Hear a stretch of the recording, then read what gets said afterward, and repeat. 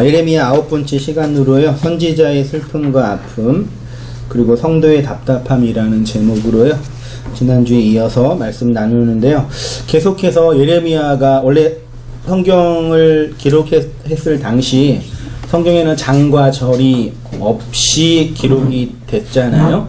그리고 초창기 이스라엘 백성도 성경에 장절 구분 없이 심지어 모음도 없었으니까 이제 읽었으니까 성경 전체를 장과 절 없이 읽어내는 것도 필요한데 그거 되게 어렵더라고요. 아무튼 예레미야 1장부터 10장까지가 계속되는 선지자의 탄핵, 특별히 우상숭배와 간음 혹은 강포, 율법을 지키지 못하는 내용으로 이해하지 못하고 있는 이스라엘을 향한 하나님의 준엄한 심판과 진노를 예레미야 입술을 통해서 증언하고 있기 때문에 내용이 계속 이렇게 반복되고 했던 것 또 하는 느낌도 들고 또 여러 가지 상징과 비유로 계속해서 얘기를 쭉 해요.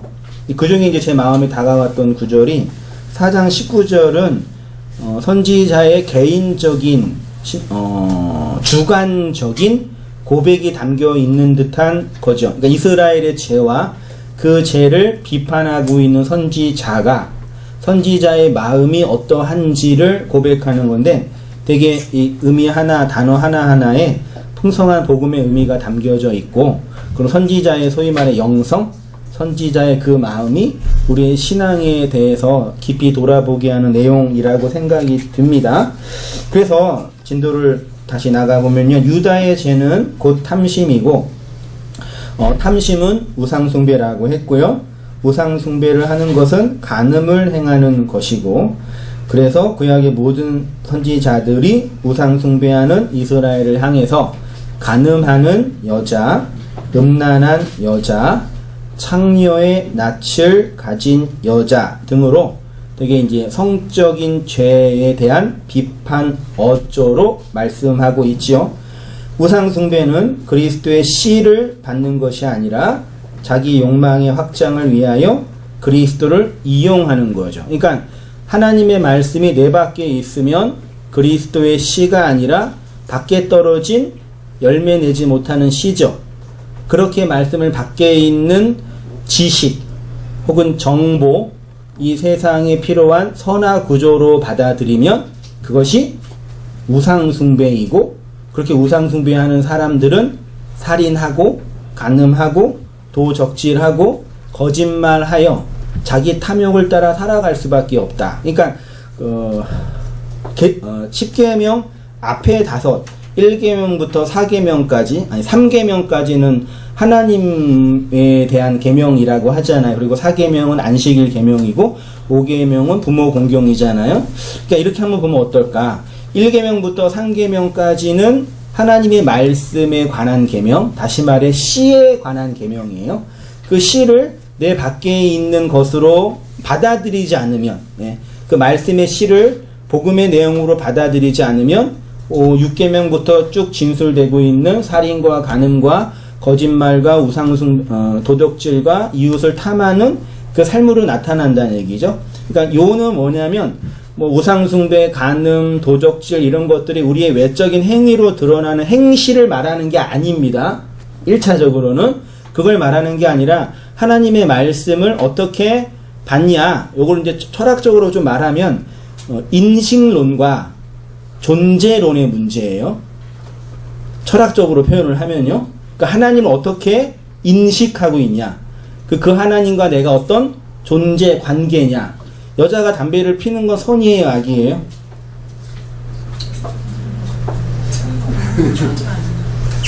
나이 좀 한 60대, 70대 되시는 우리 어르신들은 아직 마음이 받아들일 준비가 안 되셨죠?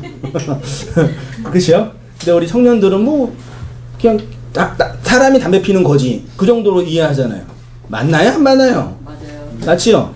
그래도 여자가 담배 피는 거는 그냥 사람이 담배 피는 어떤 것 중에 하나지. 그렇게 이해하잖아요. 그러니까 그럼 이제 여자가 담배 피는 게 왜 나빠요? 나쁘다고 누가 정죄를 한다며? 임산부이기 때문에 임신 안 할 때는 상관없나요? 그럼 남자는 몸에 정자가 있지 않아요? 담배 피우면 몸이 안 좋아지지 않나? 그러니까 왜 이런 질문 드리냐면요. 벌써 우리 사회 구조가 여자는 담배 피면 안 된다, 담배 피워도 된다, 이렇게 나눈 이유가 여자란 정의가 뭐냐 이 얘기예요. 여자는 담배 피면 안 된다라는 정의가 있기 위해서는 여자의 본질이 뭐냐 이 얘기죠. 그 정의를 내려놓고 여기를 정해놓은 다음에 외적인 행동을 보면 여기 정의에 맞지 않으니까 여자가 담배 피면 나쁘다 그랬잖아요. 근데 이 여자가 이제 뭔지 모르는 거예요. 이제 정리가 안 되고 있는 거예요. 이 사상이 발전해 가면서요. 이 얘기를 왜 하는지 아시겠나요? 하나님과 우리와의 관계가 우리의 외적인 행위와 이런 문제가 아니라 그 하나님을 내가 뭘로 인식하고 있냐, 어떻게 관계 안에서 존재가 설명되냐, 이 문제냐는 얘기예요. 하나님의 말씀에 불순종하는 건 죄예요, 악이에요? 죄잖아요. 그럼 말씀이 뭔데요? 이렇게 질문해야죠. 일요일날 교회 안 오고 딴 데 가면 죄예요? 아니에요? 근데 한 10년 전만 해도 난리도 났어요. 어디 교회 성도가 교회 안 오고 딴 데가. 그렇잖아요. 지금 그러면 이제 뭐가 변한 거예요 도대체? 잘 생각해 보세요. 말씀을 지킨다라는 개념이 뭐냐? 이게 새로운 인식이 전환된 거란 말이에요. 하나님의 말씀에 순종하지 않으면 지옥에 보낸다. 뜨거운 불구덩이에. 그럼 뜨거운 불구덩이 지옥이 뭔데요? 그러니까 그런 이 존재, 그 인식에 대한 다른 정의가 해석이 되니까 일요일날 어디 가는 건 죄의 문제가 아니구나. 말씀을 잘 듣고 배워야 되는데 말씀을 듣고 배울 수 있는 그런 기회를 잃어버리니까 좀 아쉬운 부분이 있지. 그걸 도덕적 윤리적으로 막 정죄하고 막 악이라고 하는 건 나쁘다. 정리가 되시는 거잖아요. 그런 것처럼 말씀을 내 밖에 어떻게 받아들이고 인식하냐, 이 문제가 가장 중요한 문제예요. 우상숭배, 간음, 살인, 도적질, 이런 게 다 그런 유와 관련된 거예요. 우상숭배는 그리스도의 씨를 받은 것이 아니라 자기 욕망의 확장을 위하여 그리스도를 이용하는 것이었는데, 전자는 다말의 모습이었다 그랬고요. 후자는 보디발의 아내의 모습이라고 표현했죠. 성경이 말하는 정결함, 거룩함이란 바로 그리스도의 씨를 받아 그 생명을 잉태하여 그 생명의 영향 아래 살아가는 삶을 의미한다고 했고요.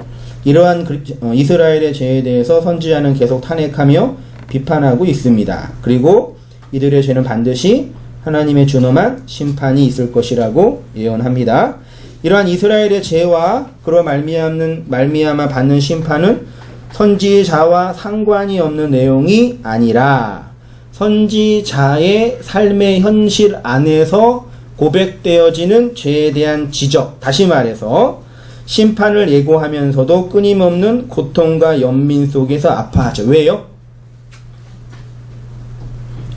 예레미야는 이스라엘 백성이 당하는 그 심판을 안 받잖아요.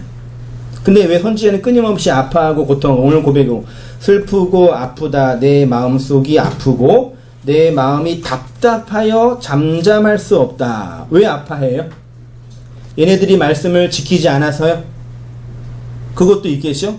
그러니까 뭘 말씀드리고 싶냐면, 선지자가 이스라엘 백성을 향한 죄에 대한 지적 혹은 비판은 객관적인 소위 말해 관찰자 시점에서의 지적이 아니라 주관적인 주인공 시점에서의 지적인 거죠.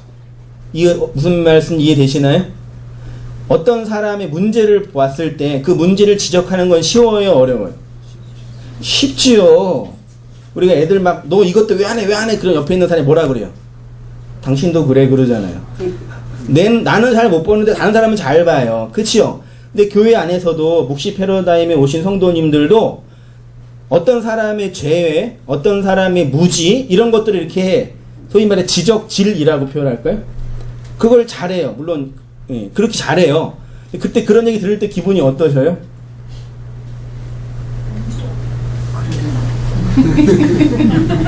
사실인데 사실을 나한테 말하는 거라니까요. 기분이 어떠세요? 이 주님의 음성이구나. 무릎 꿇고 회개하고 강팍하셔서 그러시다니까요. 안 되죠. 왜 그런지 아세요? 네가 뭔데 내 인생을 안다고. 어떤 한 사람의 행동을 볼 때, 행동 하나를 볼 때는 지적할 수 있어요. 예배 시간이 2시인데 2시 10분에 오면 잘못했어 지적할 수 있죠. 그건 율법을 어긴 거니까요. 근데 전체로 볼 때는 그렇게 될 수밖에 없는 필연적인 이유가 있는 거죠. 예. 그리고 내가 그 입장에 들어가는 그 사람과 관계를 맺을 때는 다른 영역이란 말이에요. 그러니까 여러분 공동체로 모여서 말씀을 나누고 어떤 무지와 그리고 충분하지 못한 지식에 대해서 나누고 토론할 때는 다른 사람의 그 연약함과 못함에 대한 지적이 아니라 주인공 나의 입장에서 이해하는 그런 언어적 표현이 필요해요. 예. 근데 우리는 워낙 이게 잘 익숙하지 않아서 그러는지 어떤 죄나 문제에 대해서는 요게 문제야 저게 문제야 이렇게 말할 때가 많이 있단 말이에요. 말해야 되는데 그 안에 들어가서 말하는 거냐 밖에서 그냥 던지는 거냐 이 차이예요. 제가 선지서를 읽으면서 도전받고 감명받는 게 뭐냐면 선지자들의 그런 그 삶과 인생과 인간에 대한 태도예요. 니네 그것도 못해? 아유 언약 백성이 죽어! 그래요? 그 안에 들어가서 그들의 역사와 인생 속에서 함께 있으면서 함께 고통받고 함께 눈물을 흘리면서 고백하는 거란 말이에요. 그러니까 우리가 영성이 깊어지고 신앙이 깊어지고 하나님의 마음을 간직한다는 얘기는 어떤 지적으로 충만해가지고 어떤 모르는 걸 막 얘기해주고 그런 거 아니에요. 아니죠. 그런 거 아니고 그 역사와 삶과 인생의 현실 안에 들어가 그 사람의 그 위치에서 말을 대접해 줄 수 있는 그 사람이 돼야 되는 거예요. 저는 그게 영적인 성장과 성숙이라고 생각해요. 그렇죠? 말씀을 많이 듣고 배우시면서 지적으로 정보로 하나하나 배워가고 알아가는 것도 필요하지만 그런 역사와 삶에 대한 충분한 이해와 마음을 가지고 이렇게 타자, 이웃들을 대하고 대접하는 그런 이렇게 성숙함이 온땅교회 안에 좀 충만히 이렇게 풍성이 거했으면 참 좋겠다라는 게 인간적인 바람이고요. 아무튼 선지자 안에 그런 마음이 있었습니다. 1페이지로 가서요. 그 고통과 연민에 대해서 이렇게 표현하고 있죠. 슬프고 아프다 내 마음 속이 아프고 내 마음이 답답하여 잠잠할 수 없으니. 여기 여러분 다 성경은 안 가져오셨겠죠? 성경 각주를 보면 슬프고 아프다 해놓고 각주 1 해놓고 밑에 뭐라고 번역되어 있냐면 내 창자요 내 창자요 이렇게 번역이 되어 있어요.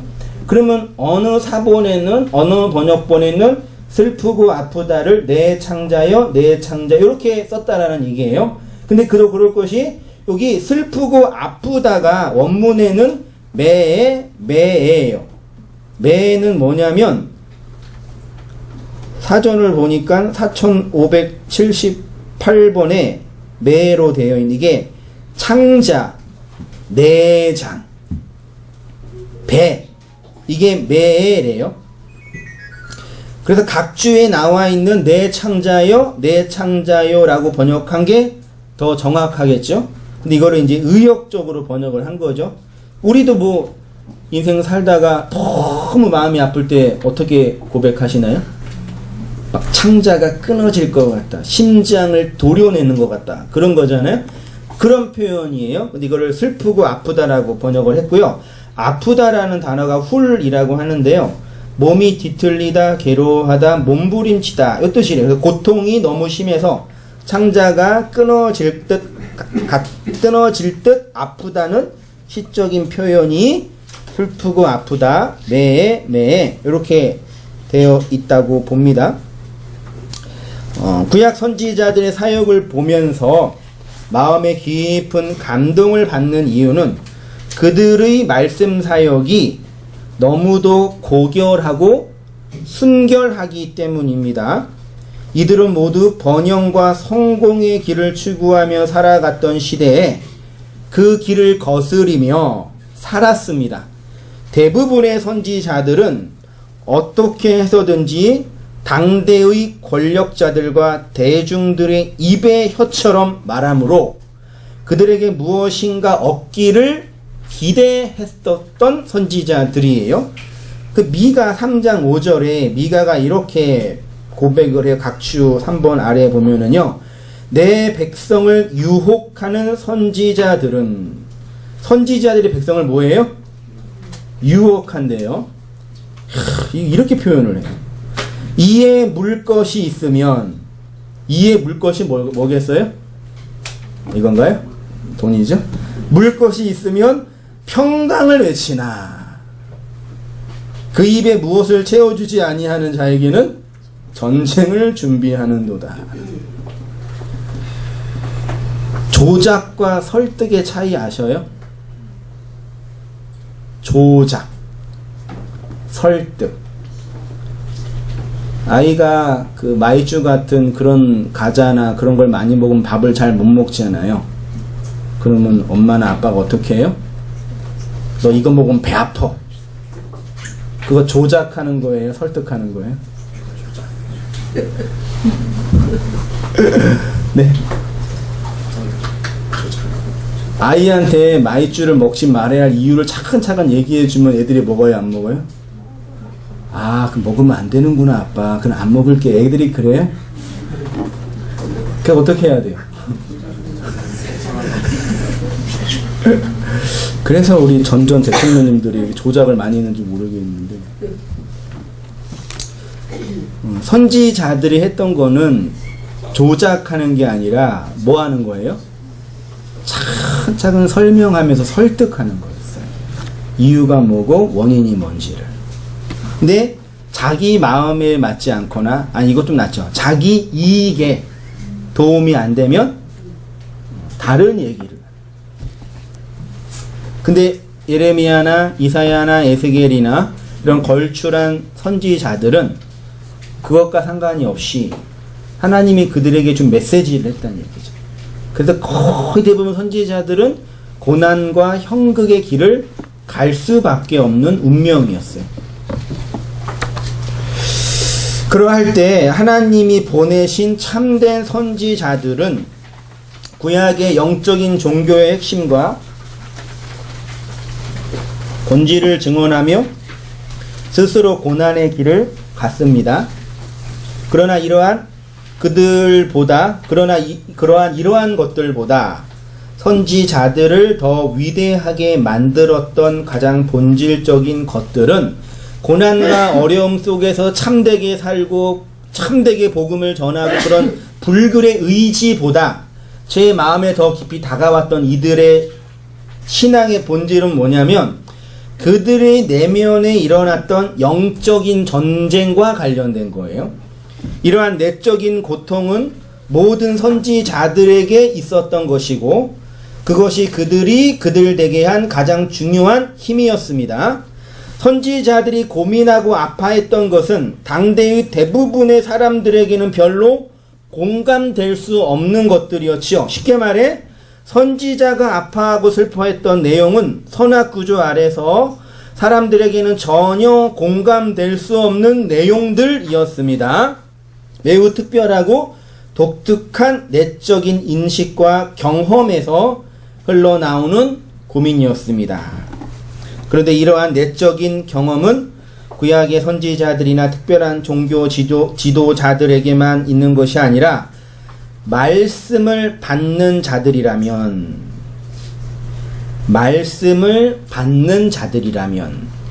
그리스도의 말을 생명의 씨로 마음에 담은 자들이라면 동일하게 경험되는 내용입니다.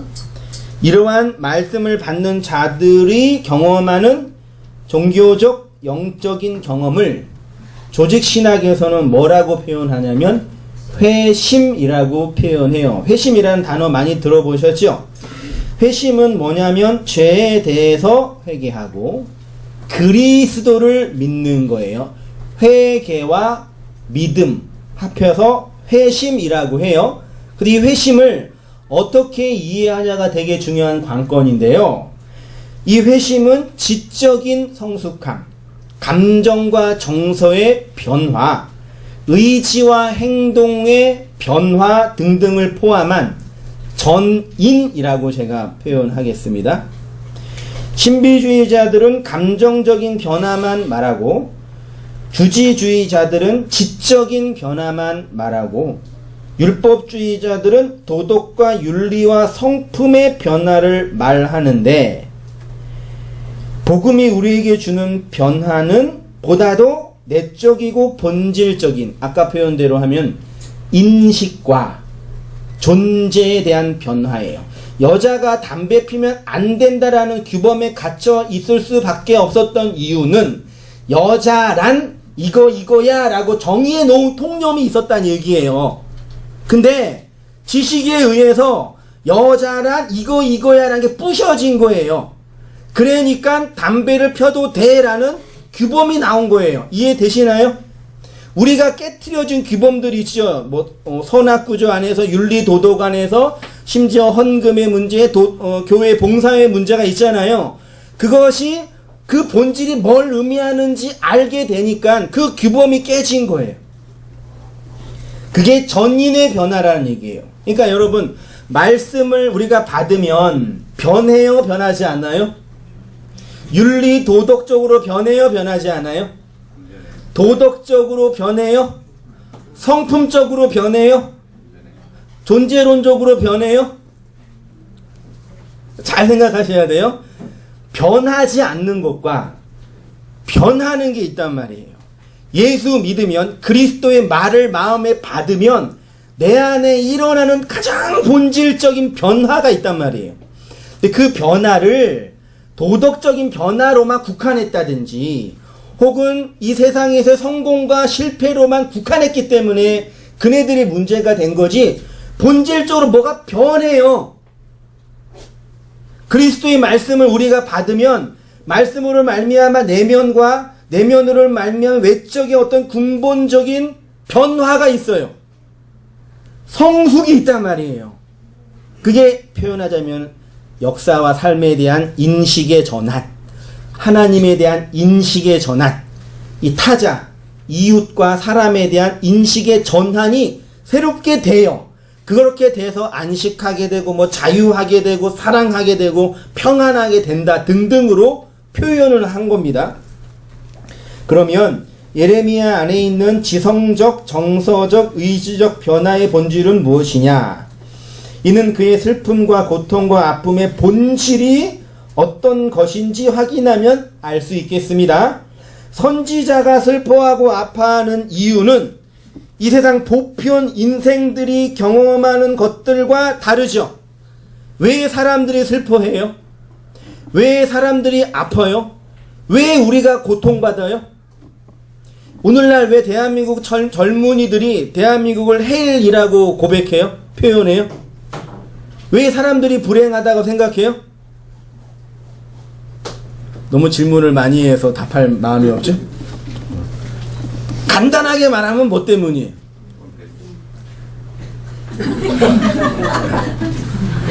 간단하게 말하면 내가 원하는 만큼 돈을 못 벌어서, 내가 원하는 만큼도 아니죠. 사람들한테 쪽팔리지 않을 만큼, 적당하게 자랑할 수 있을 만큼, 혹은 건강이 나빠져서, 혹은 누구누구에게 인정을 못 받아서, 솔직히 우리는 그것 때문에 슬프고, 그것 때문에 기쁘고, 그것 때문에 감사하고, 그것 때문에 원망해요. 그게 나쁘다, 틀렸다, 그게 아닙니다, 일단. 예. 근데 이 예레미야가 지금 심령 슬프고 답답하고 마음이 아픈 이유는 뭐예요? 최소한 이것 때문은 아니란 얘기죠. 이것 말고 다른 것 때문에 이렇게 아프대요. 그게 뭘까요? 보편 인간이 태어나서 경험하는 것이 아닌 다른 것들 때문입니다. 그런데 도대체 무엇 때문에 이렇게 미친 사람처럼 슬프고 아프고 답답하여 고통받고 있냐? 19절 다시 보세요. 이는 나의 심령이 나팔 소리가 뭘까요? 나팔하면 말씀이 울리는 기간이에요. 말씀이 선포되는 거예요. 전쟁의 경보지요. 말씀이 우리 안에 들어오면 뭐가 일어나요? 전쟁이 일어나죠. 그걸 아마겟돈 전쟁이라고 해요. 패망이 연속하여 온 땅이 탈취를 당하니, 하나님의 말씀을 받은 선지자 안에 자신의 인생이 무너지고 자신의 땅이 말씀에 탈취를 당하는 모양이겠죠.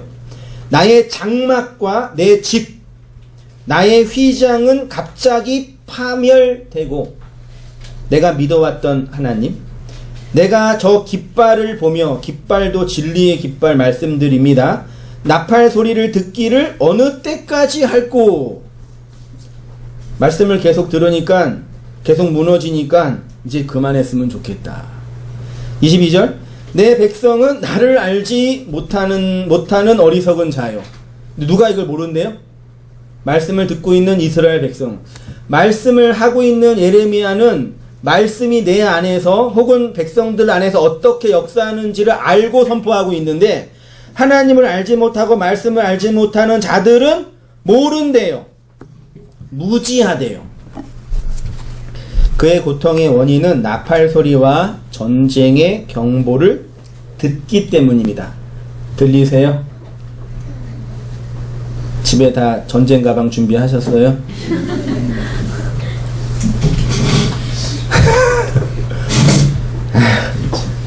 우리 인생이 전쟁인데. 이 소리는 예레미야에게만 들리는 소리이죠.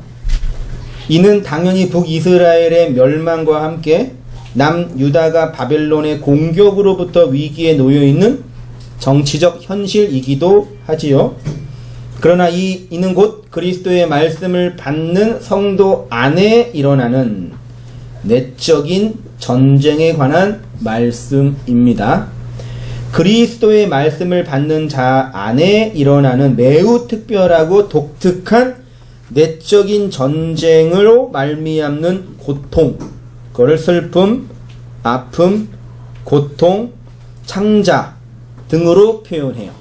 이 창자라고 번역된 매가 인간 심연의 깊은 곳을 상징할 때 많이 사용됐습니다. 쉽게 말해 성도는 내면의 깊은 곳인 창자가 울리는 경험을 해요.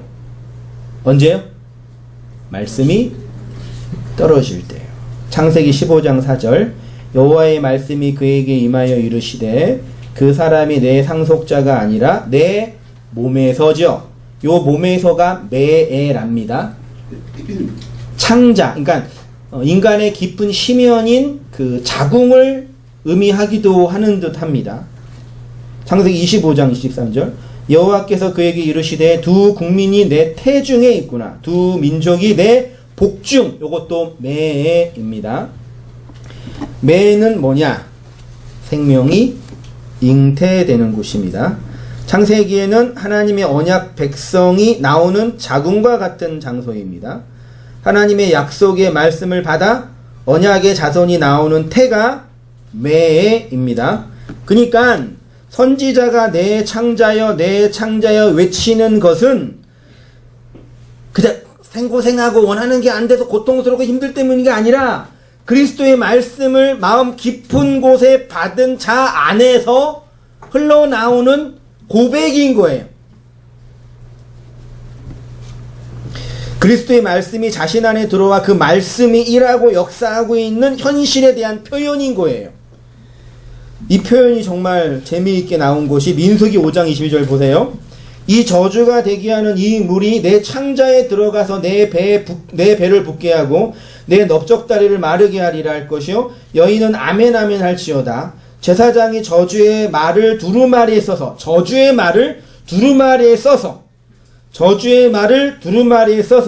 글자를 쓴 물에 빨아 넣고, 그림 생각해 보세요. 쓴 다음에 이 빨아서 넣었대요. 여인에게 그 저주가 되게 하는 쓴 물을 마시게 할지니, 뭐냐면 이렇게 물이 있고 이 두루마리에 쓴 다음에 썼어요. 저주가 되는 거 썼어요. 이렇게 한 거예요. 빨았죠? 이걸 뭐 하는 거예요? 마셔요? 이거 어떻게 돼요?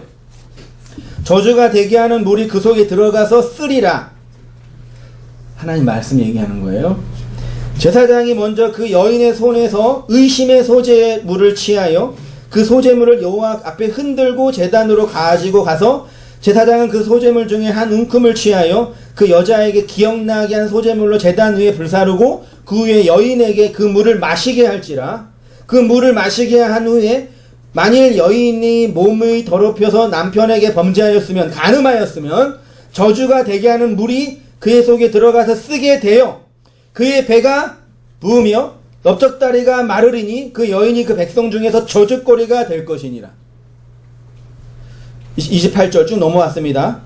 그러나 여인이 더럽힌 일이 없고 정결하면 해를 받지 않고 뭐한대요?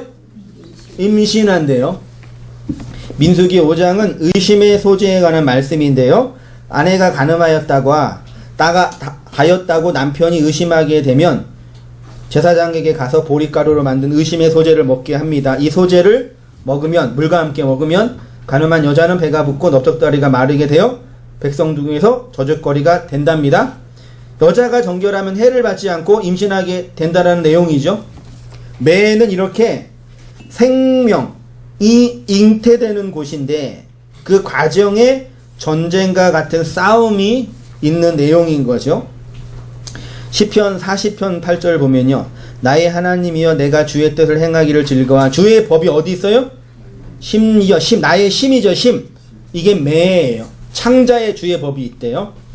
에스겔 3장 3절 내게 이르시되 인자야 내가 내게 주는 이 두루마리를 내 배에 넣으면 내 창자가 채우리라 하시기에 내가 그거를 먹으니 입에서는 달았는데 뱃속에서는 썼습니다.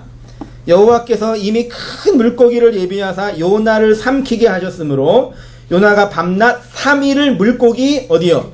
뱃속이죠. 이게 매입니다. 요나가 물고기 뱃속에서 매에서 그의 하나님 여호와께 기도하여. 요나가 물고기 뱃속에 들어갔다라는 것은 예수 그리스도의 죽음을 상징하는 것이기도 하지만 이렇게 보자는 얘기예요. 물고기로 살고 있는 내 인생 속에서 진리의 씨가 들어와 그리스도를 상징하는 것이죠. 예수님이 십자가에서 죽는다라는 것은 우리의 창자 깊은 곳에 그리스도의 씨를 심으신 사건이죠. 물고기가 씨를 먹고 3일 동안 있다가 나오니까 그 씨가 무슨 일을 해요? 니느웨를 살리잖아요. 놀랍네요. 하나님의 말씀이 물고기로 살고 있는 나한테 왔죠? 나를 죽여서, 삶으로 죽여서 부활한 나의 삶. 그게 니느웨를 살리는 부활의 삶인 거죠. 맞나요? 사람을 살리려면 일단 뭐 하셔야 돼요? 씨를 먹고 죽고 토해야죠.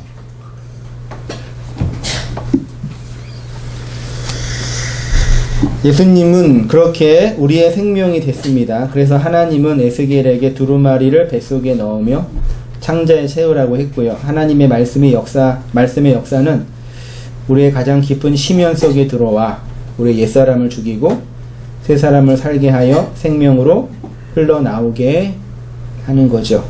그렇게 물고기 뱃속에 들어간 요나가 삶으로 죽고 진리의 생명으로 부활해야 니느웨가 그리스도의 진리를 받을 수 있는 거죠. 그러니까 이 땅에 그리스도의 말씀을 받은 성도 신부가 정결하게 살아갈 수밖에 없는 이유에 대해서 아시겠죠? 우리가 정결하게 살아야지만 세상이 그리스도를 믿는다가 아니라 그 씨가 우리를 정결하게 한단 말이에요. 우리를 부활시키는 거예요. 진리로 세우는 거예요. 그래서 그 씨가 필요한 사람들에게 또 흘러가는 거예요. 우리가 막 원하고 바라고 하는 차원 이전에요. 그러니까 선지자가 경험했던 그 슬픔과 고통의 본질은요, 그리스도의 말씀을 받아 그 말씀으로 그리스도의 생명이 잉태되고 자라는 내적 생명의 고통이라고 말씀드릴 수 있겠습니다. 언약 백성이 역사 속에서 당하는 고통은 이것뿐이 없습니다. 하나님이 우리를 긍휼히 여기시는 고통은 이것뿐이 없습니다. 다른 모든 고통은 들어줘요, 안 들어줘요? 인간이면 당하는 고통, 혹은 육체가 있으면 당할 수밖에 없는 고통 있죠. 그거는 하나님이 감해 주세요? 받을 때 위로해 주세요? 받을 때 치료해 주세요? 해요, 안 해요? 단 1%도 안 해요? 정리 다 되셨어요? 인간이면 당하는 고통은 인간이기 때문에 당하는 거예요. 그래서 감해 주시지도 않고 치료해 주시지도 않아요. 하나님이. 아무리 기도해도 안 들어주세요. 맞나요? 가끔 기도해서 응답 받았다 하는 분들이 있어가지고 제가 좀 이렇게 딸려요. 그래서 됐다고 하니까 그분들은 난 안 되는데 없으니까 차마 제가 딸리는 거잖아요. 근데 인류의 역사를 보면 인간이 당하는 수많은 고통과 눈물과 아픔들은 하나님이 그거를 관심이 없기 때문에, 하나님이 미워하시기 때문에, 하나님이 뭐 죄를 범해서 막 죽이는 거기 때문이 아니라 그냥 자연 법칙과 원리 안에 넣으신 거예요.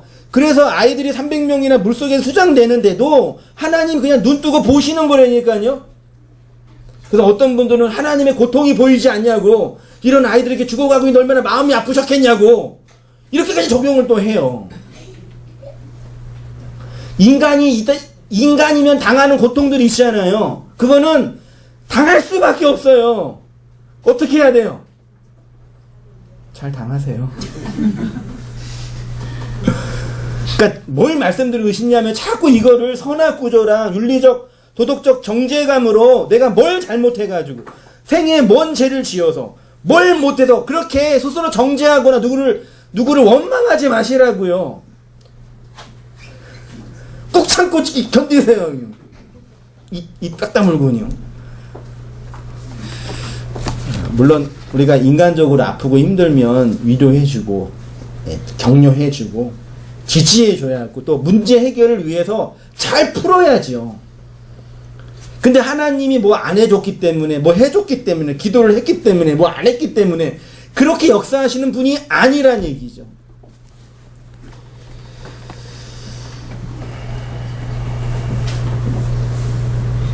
언약 백성이 당하는 고통은 내적 생명의 고통, 말씀을 내 창자 깊은 곳에 담을 때 당하는 존재적 해체의 고통뿐이 없습니다. 하나님은 불순종한 이스라엘을 심판하시는데 궁극적으로 남은 자, 넘어갈게요. 성도의 영적인 전쟁이요. 성도의 내적 경험은 이 세상의 진리와 비진리에 대한 영적 전쟁의 경험입니다. 이러한 영적 전쟁은 선악구조 아래 살고 있는 자연인들은 절대로 경험할 수 없는 것들이죠. 오직 누구만요? 그리스도의 복음 아래 있는 성도들만 당하는 경험들입니다. 이제는 더 이상 기독교 방송에서 나오는 유명한 설교자들의 설교를 잘 듣지 못하지만 여전히 많은 목사들은요, 대중들에게 위로와 소망을 주는 탁월한 능력이 있습니다. 옛날에는 많이 들으면서 진짜 그거 진짜 놀랍다. 이야, 이렇게 또 이렇게 위로를 해주시는구나. 저한테 옛날이라 하면 한 5년, 10년 전, 20년 전. 네. 그런데 그때 몇 년 전부터는 이제 들으면 들을수록 참 못된 나 화가 나. 왜 그럴까요? 내가 못해서 그러나? 여러분도 그러시죠? 네. 나만 그런 거 아니네? 왜 그럴까요? 저렇게 설교를 감동적으로 잘 하시는데 심지어 막 눈물도 흘리죠. 진짜 진심이에요. 내 마음은 왜 쌩할까? 나만 강팍한 것 같아가지고. 왜 그런지 아시죠? 그리스도의 말씀을 밖에 있는 율법으로 얘기합니다. 내 안에 들어온 진리의 내용으로 말하지 않고 객관적인 정보와 인간의 지식과 사변으로 얘기해요. 그래서 그 텍스트를 잘 이용해가지고 감동을 주고 위로를 주고 격려를 하고 도전을 하는 거예요. 젊은이들 보십시오. 요셉은 17세대 그 바세바래. 우리야 아니야. 바세바의 아내 맞나요? 아, 잘해야 되는데, 이 연기를. 우리 아내 그 음란한 그 여인의 손에서 벗어나려고 도망갔다고. 근데 오늘날 보디발이 안 해요.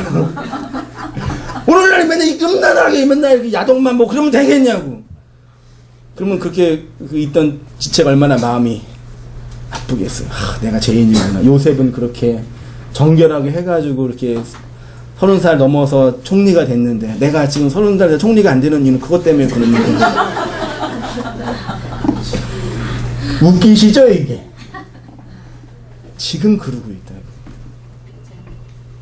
그렇게 젊은이를 이렇게 볶아 먹어가지고 언더우드를 보십시오. 젊은 나이에 한국에 와가지고 이렇게 많은 선교의 열매를 냈다.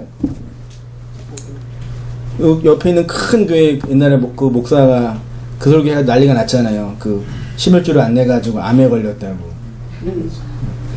어른들의 3분의 1은 암이에요. 그렇죠? 암은 왜 이렇게 많아요? 위암, 간암, 췌장암 다 갖다 붙이면 다 암이야 걔는.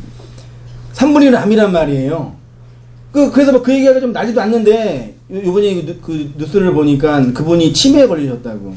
가족도 못 알아본다고. 그러니까 한 어떤 젊은이가 그 목사님이 감사원금을 안 내서 치매 걸렸다고.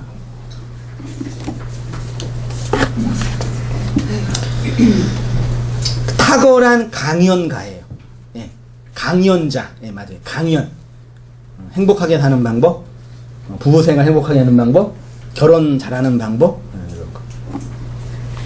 그걸 목사가 성경을 근거로 얘기하는 거예요. 저는 놀라운 게 어떻게 그렇게 성경에 있는 인물들을 이렇게 잘 적용시킬까? 그러니까 다말은 적용이 안 되는 거예요. 어떻게 해서든지. 다말은 뿅 빼나 항상. 어디다 붙여도 안 되는 거예요. 유명한 대중설교가들 중에 수많은 사람들을 위로하고 격려하는 탁월한 강연 능력이 있음에도 불구하고 저는 그들의 강연 중에 그리스도의 말씀과 복음의 진리를 확인할 수 없을 때가 너무도 많이 있습니다. 설교를 듣는 회중의 입장에서도 저의 마음의 위로가 돼요. 지금도 저 되게 위로가 되는, 되게 힘이 되는 게 물론 아까 텍스트는 다르지만 중세교회사 공부할 때 요르가 중세교회만 하면 무조건 암흑의 시대, 카톨릭의 시대라 생각하는데 그 당시에 개혁자들이 엄청 많이 있었어요. 우리는 칼빈과 루터만, 역사는 성공한 사람만 항상 기억해요. 칼빈과 루터 앞에 수십만 명의 그 설교자들이 진짜 지도새도 모르게 살해를 당했다니까요. 제가 공부를 하려고, 논문 투집하려고, 잠깐 교회가 차를 봤는데, 눈물 없이는 못 봐요, 진짜. 존 위클리프나, 기롤라모, 사보라놀라나, 후스나, 개혁 전에, 개혁자들의 그 실패. 그걸 보면서, 제 마음속에서, 이렇게 그리스도의 복음을 위해서 피 뿌려 죽어간 이런 위대한 선생들이 있는데, 우리는 이 세상에서 이렇게 성공과 번영을 위해서 목회를 하려고 그러니 얼마나 마음이 아플까. 그런 마음을 간직할 수 있단 말이에요. 근데 그거는 복음과 아무 상관없단 말이에요. 이해되시나요? 왜요? 그리스도의 말씀은 나를 공격하러 오시는 분이라니까요. 나의 육적 자아와 선악구조의 왕된 나를 공격하러 오시는 거예요. 그래서 그렇게 성교 죽어간 그 개혁자들의 모습을 보면서 나도 이들처럼 열심히 살아야지. 요거는 내 삶을 더 열심히 하게 하는 자원은 되지만 나의 그 본질을 변화시키지 못한다니까요. 이해되시죠? 여러분 개척교회 섬기는 게 좋은 거예요, 안 좋은 거예요? 조그만 교회 섬기는 게 좋은 거예요, 안 좋은 거예요? 큰 교회 다니는 게 좋은 거예요, 작은 교회 다니는 게 좋은 거예요? 그래서 이번에 우리 치부자님께서 아는 지인 중에 당신이 장로가 됐는데 교회가 분리 개척한다고 이제 개척하니까 와서 좀 나를 도와달라고. 그래 그분이 내가 평생 동안 교회를 몇십 개 지는 게 목표라고. 생각이 어때요? 안 좋아요? 좋잖아요. 근데 그거랑 복음의 진리를 아는 거랑 아무 상관없단 말이에요. 내가 교회를 몇 개를 짓고 헌금을 얼마나 하고 교회를 얼마나 크게 짓고랑 그리스도의 말씀을 나 안에 나의 생명으로 받는 거랑 아무 상관이 없단 말이에요. 오히려 그렇게 조그만 교회 몇 개를 짓고 개척교회를 섬기고 봉사하면서 그리스도의 말씀이 필요 없는 진짜 강팍한 사람이 될 수 있어요. 그게 다 뭐냐면 하나님의 말씀을 내 밖에 있는 윤리와 계명과 도덕과 삶의 규칙과 계명으로 만드는 거라니까요. 이러한 기독교의 비전과 사역에 대해서 어떻게 생각하십니까? 읽어볼게요. 어떤 사람은 내가 평생 교회를 몇 개를 세우겠다 다짐하는 분들도 계십니다. 그래서 자신이 장로로서 교회를 분립 개척하게 되었는데 이 일에 나를 도와달라고 어떤 성도님께 부탁했다고 합니다. 여러분 주위에 이렇게 부탁하시는 분이 계시면 뭐라고 말씀하시겠어요? 교회를 새롭게 하는 거 매우 중요합니다. 개척교회 정말 힘드니까 여러 사람이 도우면서 함께 하는 게 정말 중요해요. 진짜예요. 제 친구나 동역자나 후배들이 제가 개척교회 성공했잖아요. 제기라. 성공했대요. 다른 사람들이. 와가지고, 야, 어떻게 개척하냐, 그러니까. 일단은 뭐라 그래요? 하지 마. 거기 있어, 그냥. 그렇게 얘기해요. 그래도 원한다 그러면, 어떻게 해서든지 개척 멤버 12명을 만들라. 돈으로 사든, 구워 삼든, 위협을 하든, 개척 멤버 12명을 만들고, 그들과 함께 죽어라. 멋있죠? 왜냐하면 저 처음 개척했는데 설교를 하려니까 사람이 있어요 없어요? 말 안 듣는 첫째, 무슨 말인지 모르는 둘째, 자고 있는 셋째, 옆에서 짜증내는 집사람. 설교가 돼야 안 돼요. 그리고 1년 예배 드렸다니까요. 카페에서. 너무 마음이 답답하고 설교하고 싶어서 설교를 이렇게 쓴 다음에 그 블로그에 올리고, 블로그에 글만 올리면 답답하잖아요. 그거 어떻게 해요? 혼자서 설교 강연을 하는 거예요. 아무도 없는데. 그때 한번 들어보세요. 막 혼자 소리 지르는 것도 막 있어요. 되게 웃겨요. 지금 보면요. 몇 개 올릴 때 그거를 제가요. 얼마나 사람들한테 설교하고 싶었으면 그렇게 미친놈처럼 그랬겠냐고요. 그러니까 그렇게 조금만 개척교회 목사가 있는데 성도 가서 앉아서 들어주는 것만 큰 위로가 돼요. 그치요? 인간적으로. 근데 그거랑 내가 그리스도의 진리를 받는 거랑 아무 상관이 없는 거예요. 아무 상관이 없다니까요.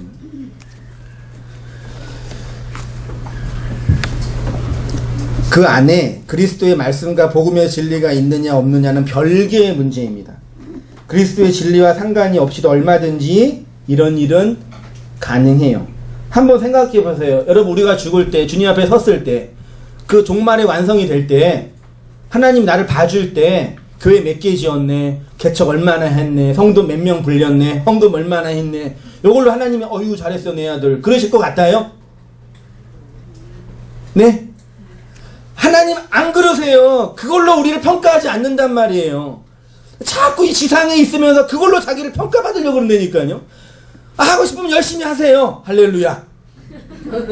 얼마나 좋아요. 일찍 오셔서 청소도 해주시고 커피도 내려주시고 그러니까 그렇게 와가지고 편안하게 예배도 드리고 하지 말라는 얘기는 아니에요. 하는 분 이렇게 응원해주고 지지해줘요. 너는 율법이야. 그러지 마세요. 하지도 않았으면서 괜히 정지하고 있어.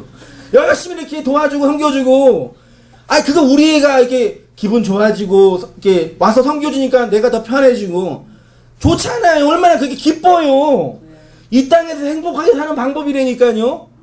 그 행복을 누리시라고요. 얼마나 행복한데 그게요. 근데 그거 가지고 하나님께 와가지고 내가 이만큼 했으니까 나 좀 봐주세요. 그러면 하나님께서 아까 난 그걸로 평가하지 않는다니까. 이렇게 말씀한단 말이에요. 내 안에 들어온 그리스도의 그 씨, 다말 얘기 기억하잖아요. 지팡이와 도장과 끈, 그 언약에 그거 가지고 있으면 뭐 하든 상관이 없다니까. 그리고 또 그렇게 있는 사람이 대충 살아요? 그렇게 못 살아요. 뭐 하나라도 해야 되고 안 하면 마음이 미안하고 죄송스럽고 내가 해가지고 또 많은 사람이 유익을 얻으면 행복하고 그렇게 해서 이 땅에 있는 지역교회와 지상교회가 세워져 하는 거지. 하도 목사한테 된통 당해가지고 이제 그런 거 하면 율법이라고 그러고 이제 뭐 왜곡이라고 그러고 그러지 마세요. 즐겁게. 진짜라니까요. 서로 섬겨주고 도와드리고 응원해주고 지지해주고 그 많이 한다고 진리를 모르고 그런 거 아니. 그거는 그거고 진리를 배우는 건 또 배우는 거라니까요. 실제로 여전히 많은 사람들은 이 진리와 상관이 없이 교회의 일, 종교의 일을 열심히 하는 분들이 많습니다. 선악구조 아래에 있는 인간은 내면과 본질을 집중하기보다는 뭐요? 외형과 방법. 어른이 내면과 본질에 집중해요? 어린아이가 내면과 본질에 집중해요? 큰 짐에 살면 부자예요? 부자예요? 4년 전에 우리 집사람이 이렇게 LH인가? SH인가? 서울은 LH죠. SH예요? 거기서 이제 미분양분 해가지고 전세를 싸게 하는 걸 이렇게 경쟁률이 8대1인가 그랬어요. 이거를 다 해야지 우리 6식구, 7식구가 들어갈 수가 있거든요. 가진 전세금에는 턱도 안 돼요. 근데 미분양분은 딱 갖고 있는 전세금이 들어갈 수 있단 말이에요. 그 뽑았는데 된 거예요. 그게 4월달에 끝나. 그 됐어요. 그 집이 좀 넓어요. 우리 수준에 비해서. 우리 둘째 아이가 친구를 데리고 왔는데 집이 이제 다른 애들보다 넓으니까 야, 너 내 부잣집 아들이구나 그런다. 애들은 그래요. 애들은 집에 화장실 몇 개 있어. 3개 있으면 부자예요. 다들 하나, 2개뿐이 없으시죠? 그러니까 애들은 겉으로 보이는 거에 판단해요. 우리 둘째 아가 나 부자라고 큰 집에 살지는 않지. 그렇게 얘기했대요. 그 다음에 진짜 부자면 강남에 살겠지. 다 강북에 사셔도 죄송한 기분 나빠하지 마시고요. 저도 강북 주민이니까. 그러니까 아이들은 겉으로 드러난 것에 너무 예민하게 반응해요. 그렇죠? 속을 못 봐요. 무슨 말씀 드리는지 아시겠죠? 율법 안에 있는 사람은 속을 못 봐요. 어린아이, 겉에 있는 말에만. 그래서 히브리서 기자가 멜기세덱에 관한 얘기를 하려고 그러는데 니네가 애기니까 같이 건너가지 못하니까 요것만 얘기할 게 그런 거예요.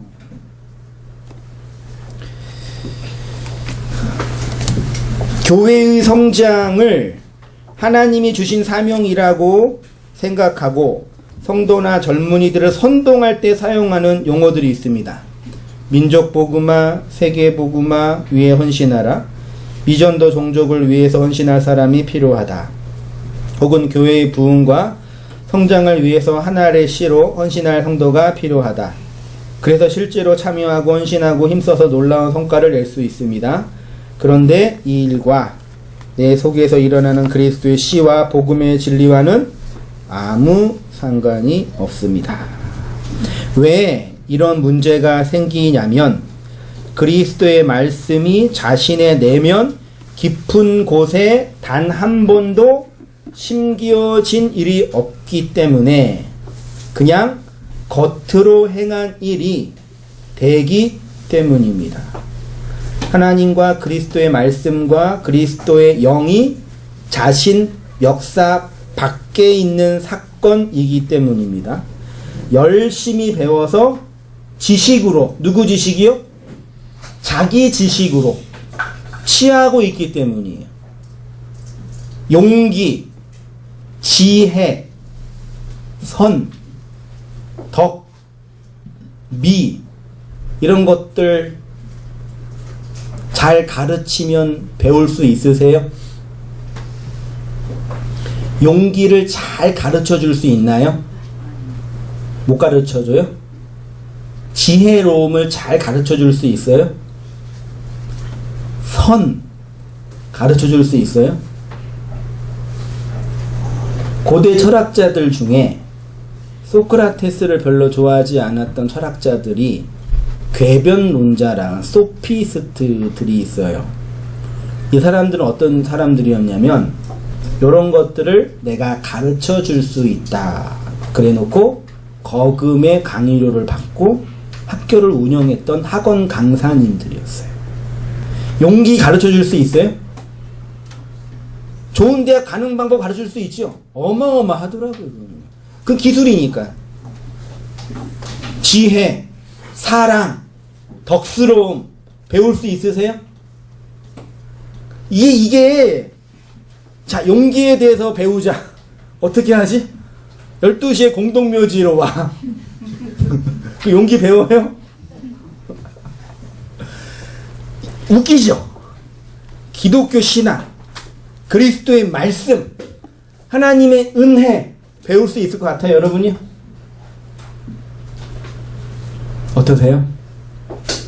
배워요, 못 배워요? 그 왜 앉아 계세요? 잘 들으세요. 그거는 내가 아무리 타고난 선생, 인간이 아무리 잘해도 얘기할 수 있는 게 아니라 누구만 가르쳐 줄 수 있어요. 성령님이 그 텍스트를 근거로 전해 줄 때만 들어가요. 그래서 밖에서 이렇게 말씀을 전하는 설교자를 다른 말로 말하면 거짓 선지자라 그러는 거예요. 거짓 선지자라 함은 율법적으로 타락하고 윤리적으로 문제있고 그런 이상한 그런 정신병자 같은 교주가 아니라요. 하나님의 말씀을 밖에서, 여러분 내가 밖에 있잖아요. 여러분 안에 있어요, 제가? 밖에 있잖아요. 마음 바깥에 있잖아요. 제가 여러분 마음을 다 알아요, 몰라요? 몰라요. 밖에서 이 말씀, 성경을 근거로 복음의 내용으로 전하는 일이기 때문에 거짓 선지자라고 하는 거예요. 그런데 그 말씀을 들을 때 여러분들 중에 성령이 역사하면, 그리스도의 영이 역사하면 거짓 선지자 인간의 말을 사용해서 속으로 확 집어넣는 거예요. 그래서 임신하게 하고 잉태하고 생명이 되게 해서 그의 마음이 되게 하는 거라니까요. 그게 하나님이 하시는 역사예요.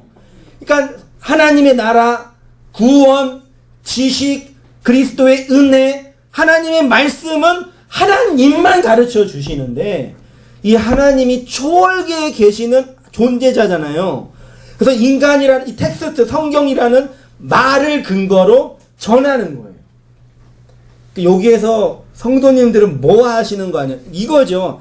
그리스도의 그 말이 내 안에 들어왔어요. 어느 순간 갑자기 내 매 깊은 곳에 들어와서 내 안에 뭐가 일어나고 있단 말이에요. 뭐가 일어나는데 일어나는 일이 뭔지 알아요? 몰라요? 모른단 말이에요. 다른 사람은 돈이 없어서 직장이 안 돼가지고 마음이 아프고 상처받, 나도 그렇긴 하는데 이거 말고 다른 것이 막 일어나고 있단 말이에요.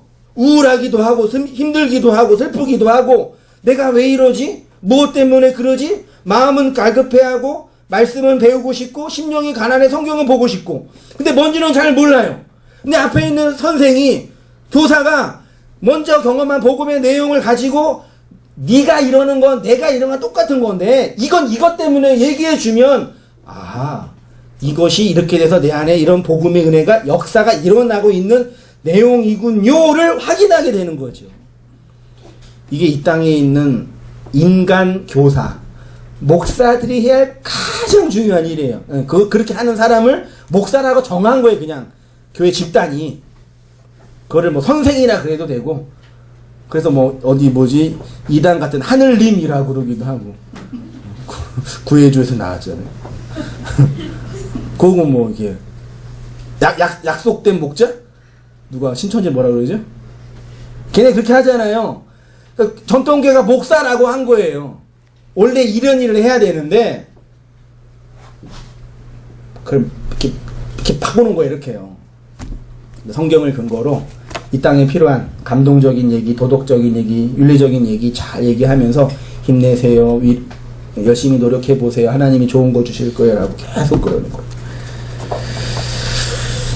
심령의 나팔 소리와 마음의 경고요. 그리스도의 말씀은 내 밖에서 내 안으로 들어오기 때문에 이러한 경험과 가정은 반드시 필요합니다. 내 안으로 들어오지 않는 말씀은 나와 아무런 상관이 없는 말씀이 됩니다. 어린 시절 그렇게 열광했던 연예인들이 내 인생과 아무런 상관이 없는 타자가 되는 것처럼 예수 그리스도가 그렇게 된다는 것입니다. 그리스도의 진리의 말씀은 내면 깊은 곳에 닿지 못한 자들이 그렇다라는 것입니다. 이들은 심령의 나팔 소리와 마음의 경고음이 들리지 않는 귀머거리죠. 그러니까 뭘 못해요? 전쟁 준비를 못해요. 진짜 전쟁할 것은 전쟁하지 않고 이 우리의 인생 전체가 이 영적인 전쟁의 현실인 걸 모르고 그 목사들이 교회에서 말이 돼요. 그게요. 성도들로 하는 진짜 전쟁을 준비하나 그 전쟁에 대해서는 이런 방구도 안 하면서 그래두면서 정말 진리를 전하는 사람들과 목사, 목회자들 2단이네 3단이네 2단성이 있네 정죄하고 지네들끼리 뭐하는 짓거리인지 그냥 확 슬프고 슬픈 일이에요. 진짜. 그리스도의 말씀으로 말미암는 영적인 전쟁, 나의 옛사람이 죽고 새사람이 부활하는 영적인 삶 자체가 없는 거죠. 그리스도의 말씀을 생명으로 받은 성도에겐 그리스도의 진리 때문에 아프고 복음의 생명 때문에 슬프며 교회가 겪는 영적 전쟁으로 인한 고통이 있죠. 여러분들이 말씀을 통해서 당하는 아픔 혹은 위로 혹은 격려 혹은 심판, 그 모든 것이 임신한 여자가 생명을 잉태하고 생명을 성장시키고 생명을 낳는 해산의 수고잖아요. 그래서 바울이 여자가 뭐 함으로요? 해산의 수고를 함으로 뭘 받아요? 구원받잖아요. 예레미야가 해산의 수고를 하고 있는 거예요. 임신한 경험이 없으니까 그게 뭔지 모르는 거죠.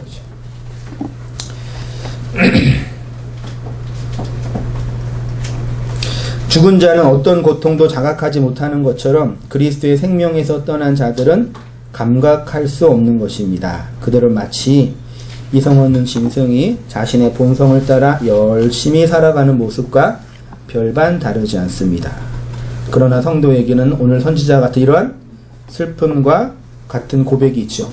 마지막 성도 공부 시간에 했는데 성도의 삶을 3단계로 했죠. 애굽, 가면, 가나안이죠. 애굽에는 뭐가 떨어져요? 10가지 재앙이에요. 여기는요 10가지 말씀이에요. 다 말씀인데 여기 있으면 재앙으로 보이는 거예요. 여기에 있다가 끄집어내죠. 여기에서 끄집어내서 얼로 집어넣는 거예요? 얼로 집어넣는 거죠. 근데 여기에서 어린 양의 피로 보혈로 나왔는데 여기 있는 사람은 여전히 어느 속성을 가지고 있어요? 애굽 속성이죠. 그래서 계시록에 가면 소돔과 애굽이 있죠. 소돔과 애굽이 뭐예요? 그리스도가 십자가에 못 박힌 골고다 언덕이에요. 골고다가 마른 뼈고 나고 그게 애굽이고 소돔이잖아요. 이게 여기에서 애굽 속성과 소돔 속성인 골고다인 나가 10가지의 말씀으로 삭제당하는 거예요. 그러면 여기서 왜 불렀어요? 여기 와가지고 10가지 말씀을 잘 가르쳐서 일로 집어넣으려고요. 됐죠? 여기 그러면 이 세상에 살다가 교회라는 이 공동체, 교회예요. 가르치는 집단, 가르치는 모임이 교회라니까요. 교회에 왜 불렀어요? 구원 받았기 때문에요? 완성됐기 때문에요? 여전히 애굽 속성이 있잖아요. 와서 뭐 해야 돼요? 그리스도의 말씀으로 그 속성을 계속 죽여야 되잖아요. 있지요? 그래서 복음은 어디에서 선포되는 거예요? 복음은 교회에서 선포되는 거예요. 전도는 어디에서 하는 거예요? 교회에서 하는 거예요. 어떻게? 가르침으로. 가르쳐서 전하는 거잖아요. 예수 믿으세요가 아니라 애굽 속성을 여기서 그리스도의 그 말씀으로 가르쳐서 복음을 전하는 거라니까요. 현대교회가 목사들이 무슨 착각하고 있어요? 성도들이. 이게 자신들이 이미 구원을 받았다고 생각하는 거예요. 그 더 이상 교회 안에서는 10가지 말씀, 그리스도의 복음은 필요 없고 이 세상에 필요한 얘기만 잘 해주면 된다고 그러는 거예요. 이게 미치고 환장할 노릇이라니까요. 복음이 가장 필요한 곳은 교회예요. 그 목사는 복음만 전하는 거예요. 그리스도의 말씀만 전해야지 그 말씀이 필요한 성도들이 그거 듣고 위로받는 거라니까요. 눈물 겹도록 위로를 받는 거라니까요. 이 세상에서 돈이 없어서 몸이 아파서 당하는 거 그게 아무것도 아니란 얘기가 아니라 그것도 아프고 힘들고 그 병원 가서 나 고쳐주는 의사 보면 얼마나 감사해요. 손 잡고 정말 감사합니다 그러잖아요. 고마우니까. 나한테 월급 주고 사업이 잘 되게 하는 뭐 인생의 선배 만나면 얼마나 고맙다 그래요. 그러잖아요. 그 세상에서 살아가는 우리 육체니까 그렇게 하는 건데 이 교회라는 모임과 공동체 안에는 이 말씀 받는 거라니까요.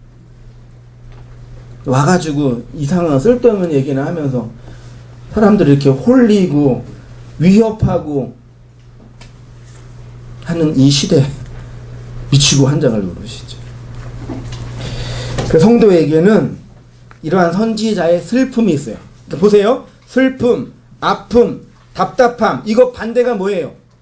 위로, 회복이에요. 이게 아픔과 슬픔이 있어야 나한테 복음으로 말미암은 위로가 있다니까요. 그래서 우리에게 그리스도의 복음이 뭐가 돼요? 위로가 되잖아요. 자유가 되고 안식이 되고 힘이 되고 그 힘 얻고 그 위로 받고 또 이 세상에서 그리스도의 말씀을 가진 자로 힘있게 또 살아가고 또 힘드니까 와서 위로받고 격려받고 또 열심히 또 살고 그 가다가 어떻게 해요? 가면 되죠.